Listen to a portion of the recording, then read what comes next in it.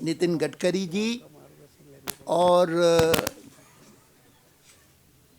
जिनको आज प्रमुख हमारे चुनाव अधिकारी ने निर्विरोध निर्वाचित घोषित किया, ऐसे श्री राजनाथ सिंह जी, दोनों को मैं अलग अलग कारणों से बधाई देता हूँ। पहले तो राजनाथ सिंह जी को दूंगा। उसका कारण है कि मैं कह सकता हूँ कि भारतीय जनसंघ के आरंभ से लेकर के आज तक जो हमारी लंबी राजनीतिक यात्रा रही है, 1951 से लेकर के और ये 2013 तक, उसमें शायद ही कोई राष्ट्रीय अध्यक्ष होगा हमारा कि जिसके अवसर पर, जिनके चुनने के अवसर पर इतने उत्साह से लोग यहाँ पर आए हैं। मैंने एक नहीं देखा पहला जब दिल्ली में जनसंघ की स्थापना हुई थी और मल्होत्रा जी ने मुझे बताया कि कनॉट प्लेस के पास में एक कन्या विद्यालय था, हाँ, रघु कन्या विद्यालय। उसमें डॉक्टर श्यामा प्रसाद मुखर्जी ने जनसंघ की स्थापना की और वे राष्ट्रीय अध्यक्ष निर्वाचित हुए थे। उस एक निर्वाचन को छोड़ करके मैंने सभी बाकी निर्वाचन देखे, लेकिन ऐसा मैंने दृश्य नहीं देखा पहले कभी। और इसीलिए मैं विशेष रूप से राजनाथ सिंह जी को इसकी बधाई देना चाहता हूँ। वैसे अपेक्षा करता हूँ कि वो न केवल 1913 में होने वाले विधानसभा चुनाव में,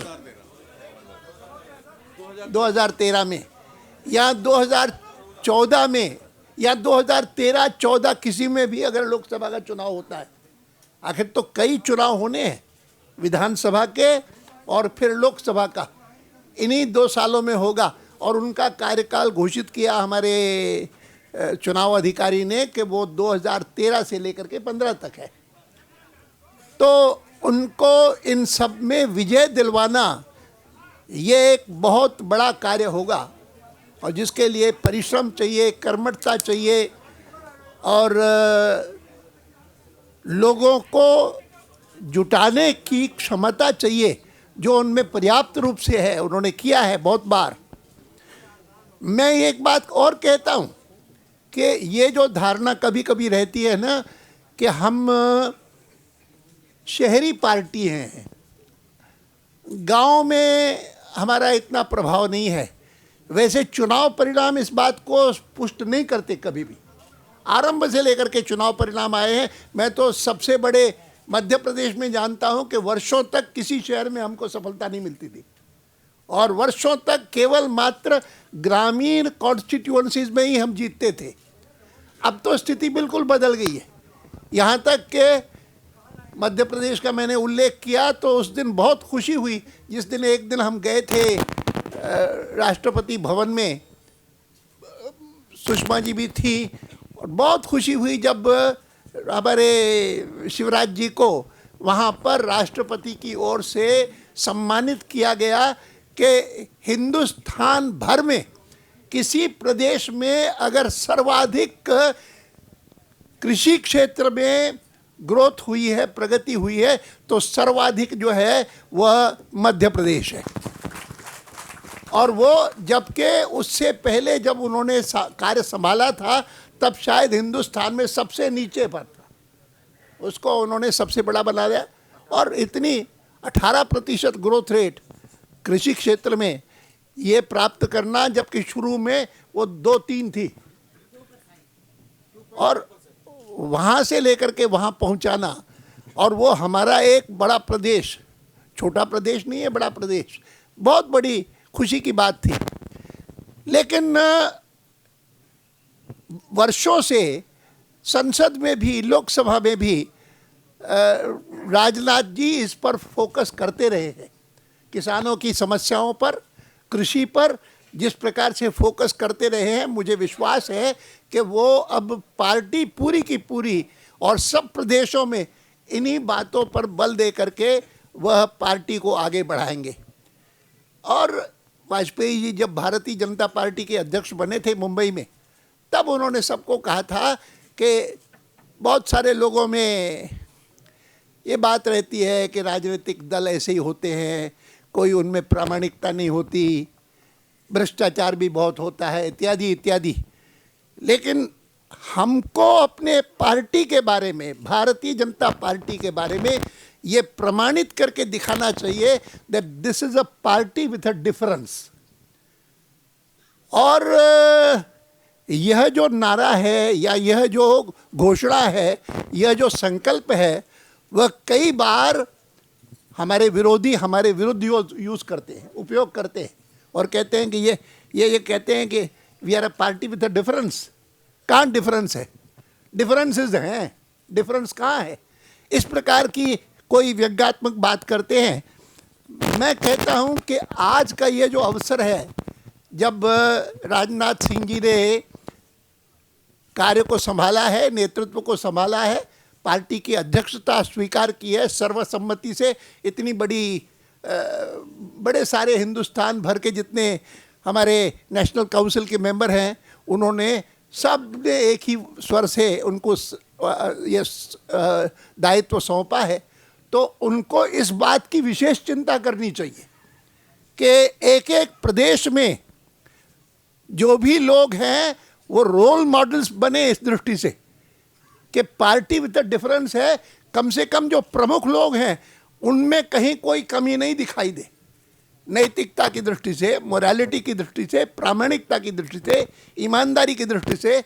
और ख़ास करके जब पिछले 3-4 सालों में अगर कोई बात सर्वाधिक सार्वजनिक क्षेत्र में चर्चित हुई है तो वो राजनीतिक क्षेत्र में फैला हुआ भ्रष्टाचार चर्चित हुआ है। तो उस समय राजनाथ सिंह जी की ये विशेष जवाबदारी है कि वो इस मामले में एक पार्टी का संकल्प पैदा करें कि नो कॉम्प्रोमाइज विथ एनी, जिसको अनैतिक कहें, अनैतिक आचरण के साथ किसी भी प्रकार का समझौता नहीं। ये दृष्टिकोण लेकर के पार्टी विथ अ डिफरेंस की जो घोषणा वाजपेयी जी ने पार्टी के स्थापना के समय कही थी, भारतीय जनता पार्टी की स्थापना, तो उसको हम सही प्रमाणित करके दें। और आखिरी बात जो मैं इस मामले में कहना चाहूँगा वो ये है कि राजनाथ सिंह जी उत्तर प्रदेश से हैं और उत्तर प्रदेश से लोकसभा में भी निर्वाचित हैं। मैं मानता हूं कि हिंदुस्तान का सबसे बड़ा प्रदेश उत्तर प्रदेश, उस उत्तर प्रदेश में आज की जो हमारी स्थिति है वह कष्ट देती है, और उस कष्ट देने वाली स्थिति को आमूल चूल परिवर्तित करने के लिए और ये दिखाने के लिए कि इस सबसे बड़े प्रदेश में भारतीय जनता पार्टी का जिस प्रकार का स्थान पहले रहा है वैसा स्थान फिर से लेकर के आऊँगा, यह संकल्प करके भी राजनाथ सिंह जी के नेतृत्व में यह पार्टी चले। जहाँ तक नितिन जी का सवाल है, मैं मानता हूँ कि नितिन जी 3 साल तक कार्य जिस प्रकार से करते रहे, बहुत कम हम में से इतने परिश्रम के साथ, इतनी कर्मठता के साथ, हम तो दिन दिन में काम कर लेते हैं, लेकिन ये तो रात भर काम कर लेते हैं। और सज्जनता, नई नई चीज़ें सोचने की उनकी एक प्रवृत्ति, क्योंकि इनोवेशन बहुत बड़ी चीज़ है। और वैसे वो इंफ्रास्ट्रक्चर के विशेषज्ञ माने जाते हैं। महाराष्ट्र की सरकार में उन्होंने जिस प्रकार से ये सारे के सारे फ्लाईओवर्स और सारे के सारे किए, उसके कारण एनडीए की सरकार बनी, वाजपेयी जी हमारे प्रधानमंत्री थे। तो उन्होंने कहा कि हमारे यहाँ पर भी हम मानते हैं कि इकोनॉमी के सुधार के लिए, इकोनॉमी के ट्रांसफॉर्मेशन के लिए जब तक इंफ्रास्ट्रक्चर नहीं बनता तब तक कुछ नहीं होगा। तो अगर कोई हमारे यहाँ कोई हमारा कार्यकर्ता है कि जो इस मामले में सबसे बढ़िया काम कर चुका है, दिखा चुका है, प्रमाणित कर चुका है, और वो उन्होंने महाराष्ट्र में किया है, तो उनको यहाँ के काम में जुटाया जाए और उनको बुला करके और ये काम सुपुर्द किया था। इतना ही नहीं तो मैं कहता हूँ कि सबसे बड़ी बात जो हुई है, पिछले दिनों में पत्र पत्रिकाएं देखिए, कांग्रेस के लोगों का मूड देखिए, और मैं पत्रकार रहा हूँ इसीलिए इतना जानता हूँ कि पत्रकार की दिलचस्पी होती है कि मुझे नेगेटिव खबर जितनी मिले उतना छापो, पॉजिटिव में ज़्यादा रुचि नहीं रहती है। तो पिछले दिनों में जो कुछ छपता रहा हमारे राष्ट्र के इलेक्शन के बारे में, सबसे बड़ी खुशी मुझे इस बात की है, मैं उसके लिए भी बधाई देता हूँ नितिन जी को, कि नितिन जी ने हमारे विरोधियों को, वो विरोधी राजनीतिक क्षेत्र में हो चाहे पत्र पत्रिकाओं में हो, उनको बहुत निराश किया है। और निराशा के इस सारे वातावरण में भारतीय जनता पार्टी के लोगों के मन में एक आशा और विश्वास फिर से खड़ा हुआ है। निश्चित रूप से उसका लाभ आने वाले वर्षों में हमको मिलेगा। मैं इस कारण भी नितिन जी की बहुत बहुत प्रशंसा करता हूं, उनको बधाई देता हूं। आखिर तो हमारी लड़ाई है हमारे विरोधियों से, और यह पार्टी जो है वो राष्ट्रवाद के प्रति कमिटेड है, यह पार्टी सुशासन के प्रति कमिटेड है, और यह पार्टी कमज़ोर वर्ग, किसी भी संप्रदाय के हों, किसी भी धर्म के अनुयायी हों, किसी भी समाज के वर्ग के हों, उन सब के लिए जुटी हुई यह पार्टी है। वो अपने कार्य में सफल हो, इस प्रकार का संकल्प करके हम आज इस नए अध्यक्ष के निर्वाचन के लिए जाएं, इतना ही आपसे अनुरोध करता हूं। और आप सबको बधाई देता हूं, जिस प्रकार से पार्टी आगे बढ़ती रही है।